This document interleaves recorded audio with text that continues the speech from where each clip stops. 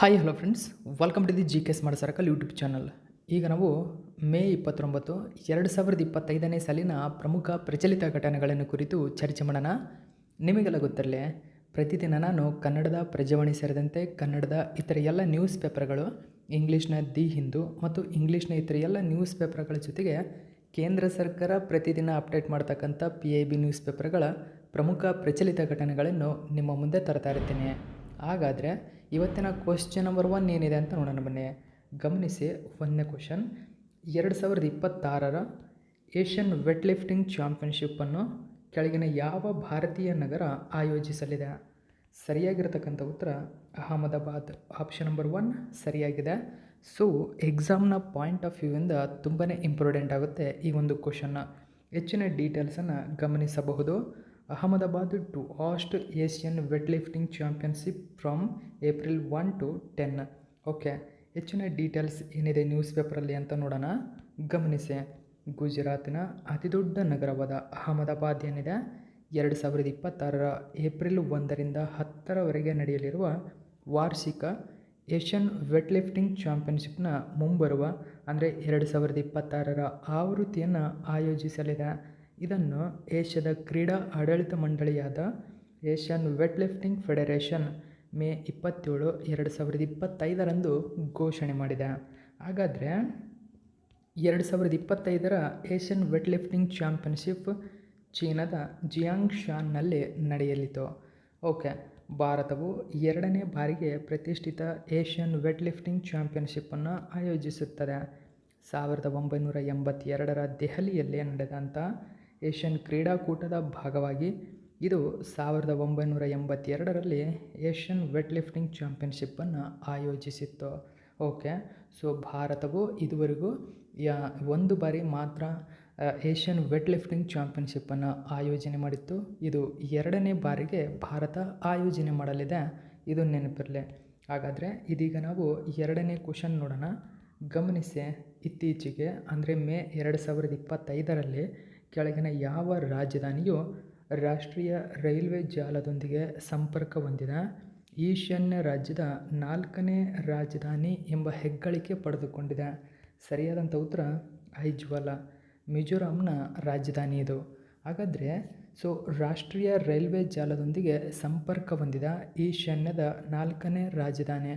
ಯಾಕೆ ಇದು ಮಹತ್ವ ಅಂತಂದರೆ, ಈಶಾನ್ಯ ಪ್ರದೇಶಗಳಿಗೆ ರೈಲ್ವೆ ಸಂಪರ್ಕ ಒದಗಿಸುವುದು ಅಷ್ಟು ಸುಲಭವಲ್ಲ. ಆ ಕಾರಣಕ್ಕಾಗಿ ಇದು ಇಂಪಾರ್ಟೆಂಟ್ ಆಗುತ್ತೆ. ಗಮನಿಸಬಹುದು, ದ ಇಂಡಿಯನ್ ಎಕ್ಸ್‌ಪ್ರೆಸ್ ಪೇಪರ್ನಲ್ಲಿ ಈ ಒಂದು ಮಾಹಿತಿಯನ್ನು ಕೊಟ್ಟಿದ್ದರು. ನೋಡಿ, ಐಜ್ವಾಲ್ ಬಿಕಮ್ಸ್ ದ 4th ನೋಡಿ north East capital with rail link trial run successful ಆಗಿದೆ. ಹಾಗಾದರೆ ಹೆಚ್ಚಿನ ಡೀಟೇಲ್ಸ್ ನೋಡಿ.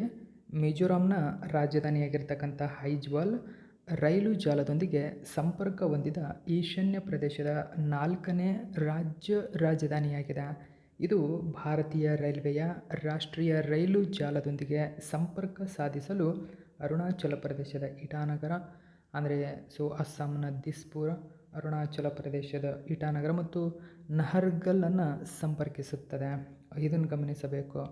ಹಾಗಾದರೆ ಈಶಾನ್ಯದ ಇತರೆ 4 ರಾಜ್ಯಗಳ ರಾಜಧಾನಿಗಳಾದ ಅಂದರೆ ಸಿಕ್ಕಿಂನ ಗ್ಯಾಂಗ್ಟಕ್, ಮಣಿಪುರದ ಇಂಫಾಲ, ನಾಗಾಲ್ಯಾಂಡ್ನ ಕೊಹಿಮಾ, ಮೇಘಾಲಯದ ಶಿಲ್ಲಾಂಗ್ ಇನ್ನೂ ರೈಲು ಜಾಲದೊಂದಿಗೆ ಸಂಪರ್ಕ ಹೊಂದಿದ ರಾಜಧಾನಿಗಳಲ್ಲ.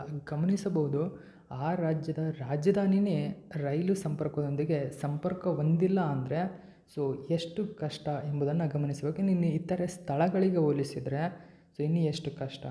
ಓಕೆ, ಐಜ್ವಾಲನ್ನು ಸಂಪರ್ಕಿಸಲು ಭೈರಾಬಿ ಸೈರಾಂಗ್ ರೈಲು ಮಾರ್ಗ ಯೋಜನೆ ಕೈಗೊಳ್ಳಲಾಗಿತ್ತು. ಗಮನಿಸಿ, ಇದು ಇಂಪಾರ್ಟೆಂಟ್ ಆಗುತ್ತೆ. ಓಕೆ, ಸೈರಾಂಗ್ ರೈಲು ಮಾರ್ಗ ಯೋಜನೆ. ಹಾಗಾದರೆ ಈಶಾನ್ಯ ಗಡಿನಾಡು ರೈಲ್ವೆ ಬಗ್ಗೆ ನಾವು ತಿಳ್ಕೊಳ್ಳೋಣ. ಭಾರತೀಯ ರೈಲ್ವೆ ತನ್ನ ಕಾರ್ಯಾಚರಣೆಗಳನ್ನು 17 ವಲಯಗಳು, 69 ವಿಭಾಗಗಳಾಗಿ ವಿಂಗಡಿಸಿದೆ. ಈಶಾನ್ಯ ಗಡಿನಾಡು ರೈಲ್ವೆ ವಲಯವನ್ನು 1958ರ ಜನವರಿ 15ರಂದು ಉದ್ಘಾಟಿಸಲಾಯಿತು. ಪ್ರಧಾನ ಕಚೇರಿ ಅಸ್ಸಾಂನ ಗುವಾಹಟಿಯಲ್ಲಿದೆ, ಇದು ನೆನಪಿರಬೇಕು. ನೆಕ್ಸ್ಟ್ 3ನೇ ಕ್ವಶನ್ ನೋಡೋಣ.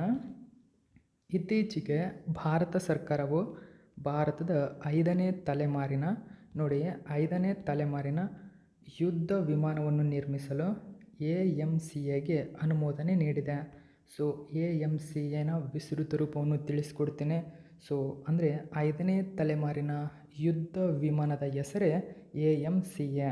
ಸೊ ಇದೀಗ AMCAಗೆ ಭಾರತ ಸರ್ಕಾರ ಅನುಮೋದನೆಯನ್ನು ನೀಡಿದೆ. ಹಾಗಾದರೆ ಸ್ಥಳೀಯವಾಗಿ 5ನೇ ತಲೆಮಾರಿನ ಯುದ್ಧ ವಿಮಾನವನ್ನು ಕೆಳಗಿನ ಯಾವ ಕಂಪನಿ ವಿನ್ಯಾಸಗೊಳಿಸಲಿದೆ? ಸರಿಯಾದಂಥ ಉತ್ತರ ADA, ಏರೋನಾಟಿಕಲ್ ಡೆವಲಪ್ಮೆಂಟ್ ಏಜೆನ್ಸಿ. ಇದು DRDOನ ಒಂದು ಸಂಸ್ಥೆಯಾಗಿದೆ. ಸೊ ಇದನ್ನು ನೆನಪಿಟ್ಕೋಬೇಕು. ಹೆಚ್ಚಿನ ಡೀಟೇಲ್ಸ್ ನೋಡ್ಬೋದು. Defence minister approves AMCA.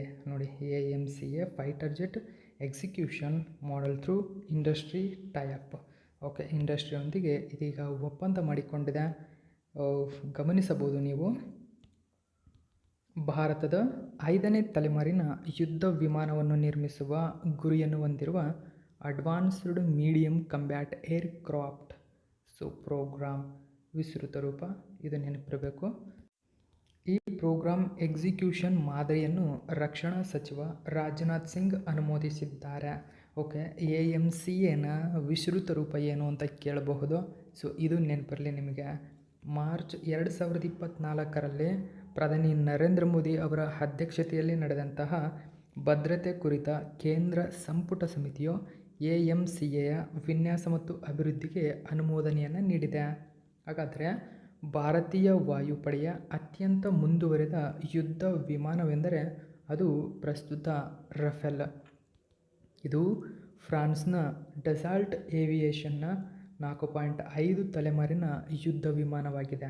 Okay, ಇನ್ನು ಸ್ಥಳೀಯವಾಗಿ ಅಭಿವೃದ್ಧಿಪಡಿಸಲಾದ ತೇಜಸ್ MK-1Aಯನ್ನು 4.5 ಪೀಳಿಗೆಯ ಬಹುಪಾತ್ರ ಯುದ್ಧ ವಿಮಾನ ಎಂದು ಹೇಳಲಾಗುತ್ತದೆ. ಹಾಗಾದರೆ AMCAಯನ್ನು ಯಾರು ವಿನ್ಯಾಸಗೊಳಿಸುತ್ತಾರೆ? ನೋಡಿ, DRDOನ ಏರೋನಾಟಿಕಲ್ ಡೆವಲಪ್ಮೆಂಟ್ ಏಜೆನ್ಸಿ ಅಂದರೆ ADA AMCA ಅಡಿಯಲ್ಲಿ ಅಭಿವೃದ್ಧಿಪಡಿಸಲಿರುವ 5ನೇ ತಲೆಮಾರಿನ ಯುದ್ಧ ವಿಮಾನವನ್ನು ವಿನ್ಯಾಸಗೊಳಿಸುತ್ತದೆ. ಹಾಗಾದರೆ ಹಿಂದೂಸ್ತಾನಿ ಏರೋನಾಟಿಕ್ಸ್ ಲಿಮಿಟೆಡ್ ತಯಾರಿಸುತ್ತಿರುವ ಲಘು ಯುದ್ಧ ವಿಮಾನ ತೇಜಸ್ ಅನ್ನು ಸಹ ADA ವಿನ್ಯಾಸಗೊಳಿಸಿದೆ. ನೆನಪಿರಲಿ. ಪ್ರಸ್ತುತ ವಿಶ್ವದ 3 ದೇಶಗಳು ಮಾತ್ರನೇ 5ನೇ ತಲೆಮಾರಿನ ಯುದ್ಧ ವಿಮಾನಗಳನ್ನು ಹೊಂದಿವೆ.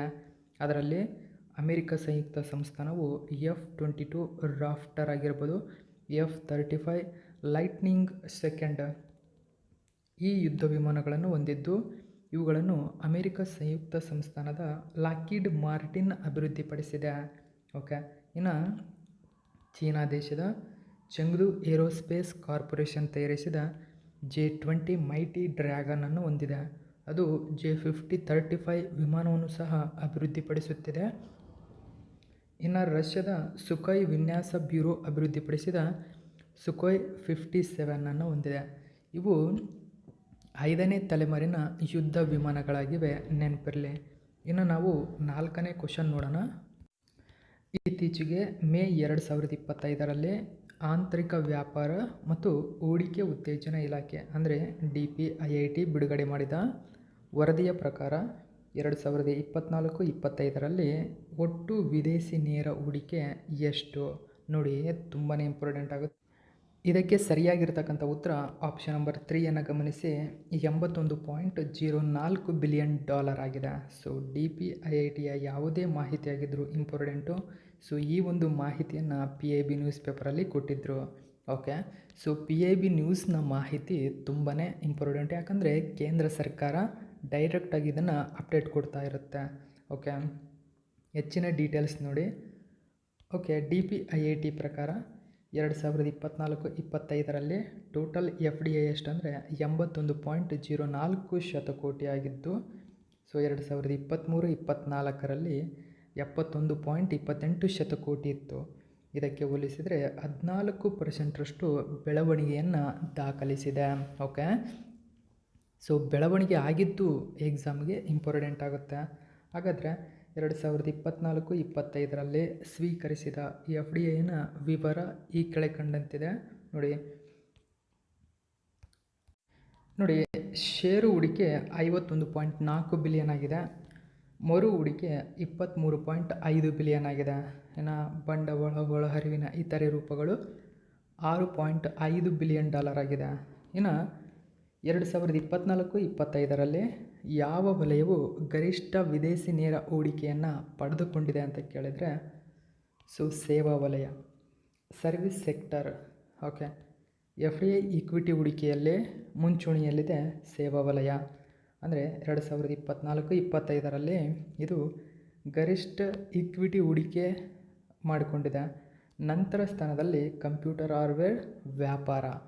ನೋಡಿ, ಕಂಪ್ಯೂಟರ್ ಹಾರ್ಡ್ವೇರ್ ಟ್ರೇಡ್ ನಂತರದ ಸ್ಥಾನದಲ್ಲಿವೆ. ಇದು ತುಂಬಾ ಇಂಪಾರ್ಟೆಂಟು, ನೆನಪಿರಲಿ. ಹಾಗಾದರೆ 2024-25ರಲ್ಲಿ ಈಕ್ವಿಟಿ FDIನ ಪ್ರಮುಖ 5 ಮೂಲಗಳು ಯಾವುವು? ಸಿಂಗಾಪುರವು ಅತಿ ದೊಡ್ಡ FDI ಮೂಲವಾಗಿ ಉಳಿದಿದೆ. ನಂತರ ಸ್ಥಾನದಲ್ಲಿ Mauritius, United States of America, Netherlands ಮತ್ತು ಯುನೈಟೆಡ್ ಅರಬ್ ಎಮಿರೇಟ್ಸ್ ಇರತಕ್ಕಂಥದ್ದು. 2024-25ರಲ್ಲಿ ಈಕ್ವಿಟಿ FDIಯನ್ನು ಆಕರ್ಷಿಸಿದ ಪ್ರಮುಖ ಅಗ್ರ 5 ರಾಜ್ಯಗಳು.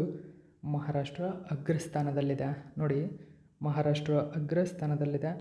ನಂತರ ಕರ್ನಾಟಕ, ತದನಂತರ ದೆಹಲಿ, ತದನಂತರ ಗುಜರಾತು, ನಂತರ ತಮಿಳುನಾಡು ಇರತಕ್ಕಂಥದ್ದು. Karnataka most important. 6.61 ಬಿಲಿಯನ್ನು 13% ಪಾಲನ್ನು ಕರ್ನಾಟಕ ಪಡೆದುಕೊಂಡಿರ್ತಕ್ಕಂಥದ್ದು. ಎರಡನೇ ಅತಿ ಹೆಚ್ಚು ಭಾರತದಲ್ಲೇ. ಇದು ನೆನಪಿಟ್ಕೋಬೇಕು. ಇನ್ನು 5ನೇ ಕ್ವಶನ್ ನೋಡೋಣ. ಇತ್ತೀಚೆಗೆ ಕರ್ನಾಟಕ ಸರ್ಕಾರವು ಕೆಳಗಿನ ಯಾರನ್ನು ಅರಣ್ಯ ಮತ್ತು ವನ್ಯಜೀವಿ ರಾಯಭಾರಿಯಾಗಿ ನಾಮನಿರ್ದೇಶನ ಮಾಡಲಾಗುವುದು ಎಂದು ಹೇಳಿದೆ? ಸರಿಯಾದಂಥ ಉತ್ತರ Anil Kumble. Most important question ಇದು. ಓಕೆ, ನೋಡಿ, ಮಾಜಿ ಕ್ರಿಕೆಟಿಗ ಅನಿಲ್ ಕುಂಬ್ಳೆ ಅರಣ್ಯ ಇಲಾಖೆಯ ರಾಯಭಾರಿ. ಈಶ್ವರ್ ಖಂಡ್ರೆ ಇದನ್ನು ಘೋಷಣೆ ಮಾಡಿದ್ದಾರೆ. ಇಲ್ಲಿ ಅನಿಲ್ ಕುಂಬ್ಳೆ ಹರ್ಷವನ್ನು ವ್ಯಕ್ತಪಡಿಸಿದ್ದಾರೆ. ಮಾಜಿ ಕ್ರಿಕೆಟಿಗ ಅನಿಲ್ ಕುಂಬ್ಳೆ ಅವರನ್ನು ಅರಣ್ಯ ಮತ್ತು ವನ್ಯಜೀವಿ ರಾಯಭಾರಿಯಾಗಿ ನಾಮನಿರ್ದೇಶನ ಮಾಡಲಾಗುವುದು ಎಂದು ಅರಣ್ಯ, ಜೀವಿಶಾಸ್ತ್ರ ಮತ್ತು ಪರಿಸರ ಸಚಿವ ಈಶ್ವರ್ ಬಿ ಖಂಡ್ರೆ ತಿಳಿಸಿದ್ದಾರೆ.